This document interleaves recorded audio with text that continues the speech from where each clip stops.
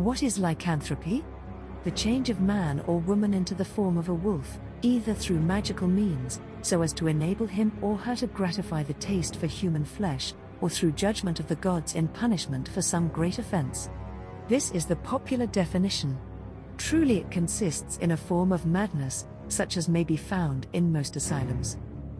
Among the ancients this kind of insanity went by the names of lycanthropy or boanthropy, because those afflicted with it believed themselves to be turned into wolves, dogs, or cows.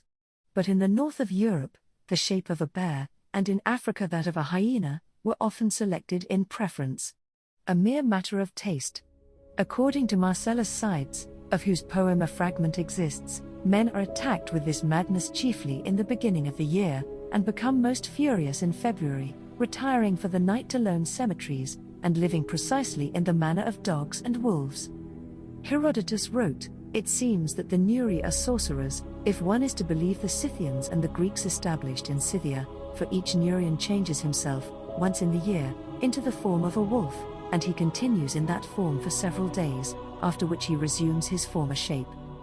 But the most remarkable story among the ancients is that related by Ovid in his Metamorphoses, of Lycaon, king of Arcadia, who, entertaining Jupiter one day, set before him a hash of human flesh, to prove his omniscience, whereupon the god transferred him into a wolf.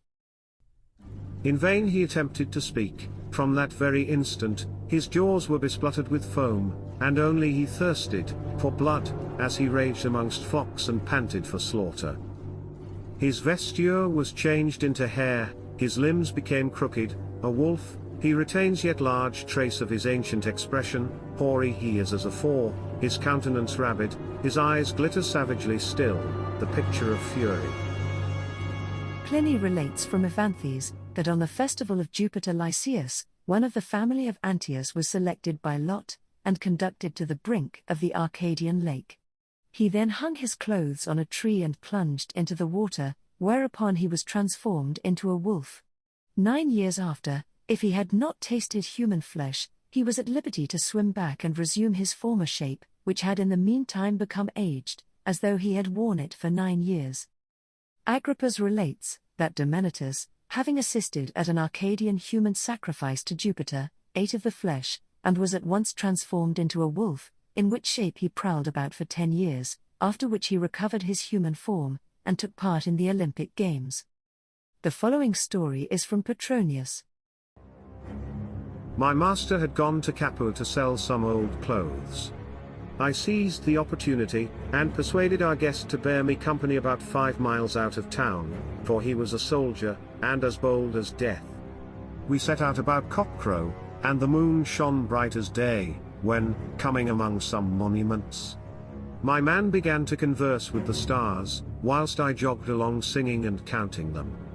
Presently I looked back after him, and saw him strip and lay his clothes by the side of the road. My heart was in my mouth in an instant. I stood like a corpse, when, in a crack, he was turned into a wolf. After he was turned into a wolf, he set up a howl and made straight for the woods. At first I did not know whether I was on my head or my heels, but at last going to take up his clothes, I found them turned into stone. The sweat streamed from me, and I never expected to get over it. Melissa began to wonder why I walked so late. "Had you come a little sooner," she said, "you might at least have lent us a hand, for a wolf broke into the farm and has butchered all our cattle, but though he got off, it was no laughing matter for him, for a servant of ours ran him through with a pike." Hearing this I could not close an eye, but as soon as it was daylight, I ran home like a peddler that has been eased of his pack. Coming to the place where the clothes had been turned into stone, I saw nothing but a pool of blood, and when I got home, I found my soldier lying in bed, like an ox in a stall, and a surgeon dressing his neck. I saw at once that he was a fellow who could change his skin, and never after could I eat bread with him, no, not if you would have killed me. Those who would have taken a different view of the case are welcome to their opinion. If I tell you a lie, me or genie confound me. It is to be observed that the chief seat of lycanthropy was Arcadia, and it has been very plausibly suggested that the cause might be traced to the following circumstance. The natives were a pastoral people, and would consequently suffer very severely from the attacks and depredations of wolves. They would naturally institute a sacrifice to obtain deliverance from this pest, and security for their flocks. This sacrifice consisted in the offering of a child, and it was instituted by Lycaon. From the circumstance of the sacrifice being human, and from the peculiarity of the name of its originator, rose the myth. But, on the other hand, the story is far too widely spread for us to attribute it to an accidental origin, or to trace it to a local source.